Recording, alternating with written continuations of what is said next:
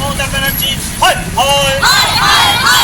ধর্ষণকারীর পক্ষ নেওয়া মমতা ব্যানার্জি ঠিক ঠিক ঠিক কর ধর্ষণকারীর পক্ষ নেওয়া মমতা ব্যানার্জি হয় বিপ্লব চিরকাল। সমগ্ৰ দেশতে অব্যাহত আছে দেশ কঁপাই নিয়া কলিকতাৰ আৰজিকৰ চিকিৎসা মহাবিদ্যালয়ৰ ঘটনাৰ গণতান্ত্ৰিক প্ৰতিবাদ।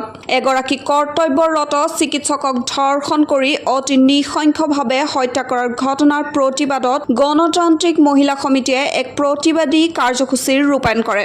নিখিল গণতান্ত্ৰিক মহিলা সমিতিয়ে DYFI, SFI আৰু C2ৰ সহযোগত কলিকতাৰ আৰজিকৰ চিকিৎসা মহাবিদ্যালয়ৰ চিকিৎসকগৰাকীক ধৰ্ষণ কৰা দোষীক আটক কৰি ফাঁচি দিয়াৰ দাবী তুলি হাতে হাতে বেনাৰ ফেষ্টুন লৈ ৰঙাপাৰা চহৰখনত এক প্ৰতিবাদ সাব্যস্ত কৰে।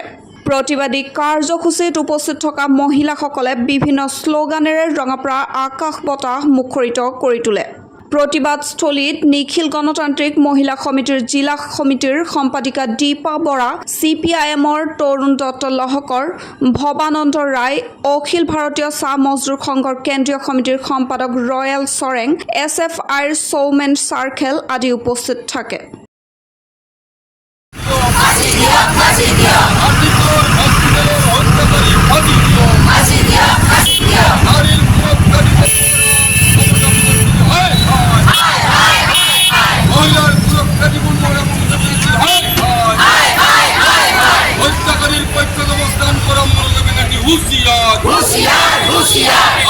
আজিৰ প্ৰতিবাদৰ উদ্দেশ্য হৈছে ইতিমধ্যে সমগ্ৰ দেশব্যাপী সমগ্ৰ বিশ্বব্যাপী বুলি ক'ব পাৰি পশ্চিমবংগৰ আৰজিকৰ হস্পিটেলত কৰ্তব্যৰত ডাক্তৰ মহিলা এগৰাকীক পৰিকল্পিতভাৱে গুণ্ডা বাহিনীয়ে হস্পিটেলত প্ৰৱেশ কৰি তেওঁৰ কৰ্তব্য কৰি থকা অৱস্থাতেই দলবদ্ধভাৱে ধৰ্ষণ কাণ্ড সংঘটিত কৰে আৰু তেওঁক হত্যা কৰে। এই ধৰ্ষণ কাণ্ড আৰু হত্যাকাণ্ডৰ বিৰুদ্ধে ইতিমধ্যে সমগ্ৰ নাৰী সমাজ লগতে যুৱ ছাত্ৰ গণতান্ত্ৰিক মানুহ এই হত্যাকাণ্ডৰ উচিত বিচাৰৰ দাবীত পশ্চিমবংগৰ গাঁৱে ভূঞে নগৰে চহৰে জনতাৰ প্লাৱন আহিছে।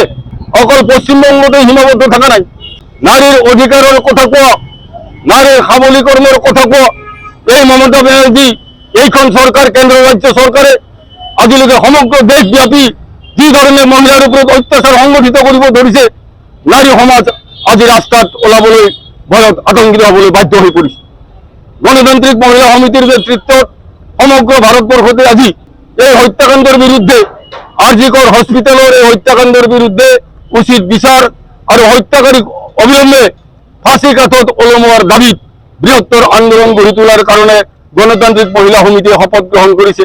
ৰাঙাপাৰাৰ বুকুতো গণতান্ত্ৰিক মহিলা সমিতিৰ উদ্যোগত নগৰ আঞ্চলিক কমিটিৰ উদ্যোগত আজি আৰজিকৰ হস্পিটেলৰ এই যি হত্যাকাণ্ড, জঘন্য হত্যাকাণ্ড, এই হত্যাকাণ্ডৰ প্ৰতিবাদত আৰু হত্যাকাৰীক ফাঁচি দিয়াৰ দাবীত আমি আজি এই বিক্ষোভ সংগঠিত কৰা হৈছে, এই শোভাযাত্ৰা সংগঠিত কৰা হৈছে। পশ্চিমবংগত যি মহিলাক আৰজিকৰ হস্পিটেলত ধৰ্ষণ কৰি হত্যা কৰা হ'ল, সেই হত্যাৰ বিৰুদ্ধে গোটেই পশ্চিমবংগ জুৰি নহয় গোটেই ভাৰতবৰ্ষ জুৰি মহিলাই প্ৰতিবাদ কৰিছে।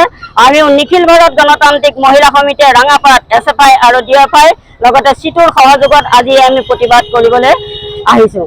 যে ইয়াৰ লগতে আমি ক'ব খুজিছোঁ যে আমাৰ দেশত এগৰাকী মহিলা নিৰাপত্তা নাই। আমি বুজিছোঁ মহিলা নিৰাপত্তা নাই, কিন্তু এগৰাকী ডক্তৰ মহিলা, সেই ডক্তৰক যাক আমি ভগৱান হিচাপে গণ্য কৰোঁ, সেই ভগৱানৰ আজি আমাৰ দেশত নিৰাপত্তা নাইকিয়া হৈছে।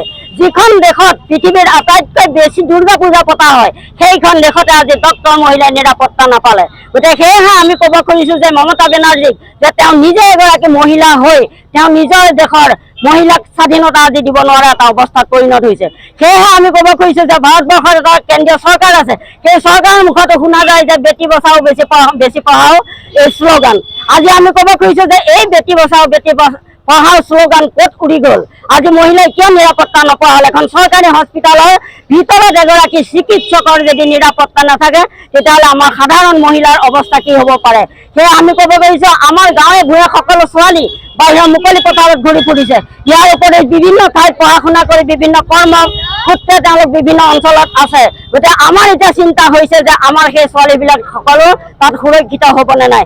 সেয়েহে আজি আমি গণতান্ত্ৰিক মহিলা সমিতিৰ লগতে SFI DFI C2 সহযোগত আমি প্ৰতিবাদ কৰিব খুজিছোঁ যে যি পৰ্যন্ত হত্যাকাৰী ফাঁচি দিয়াৰ হত্যা কৰি ফাঁসি দিয়াৰ ব্যৱস্থা নহয় সেই পৰ্যন্ত আমাৰ এই সংগ্ৰাম চলি যাব।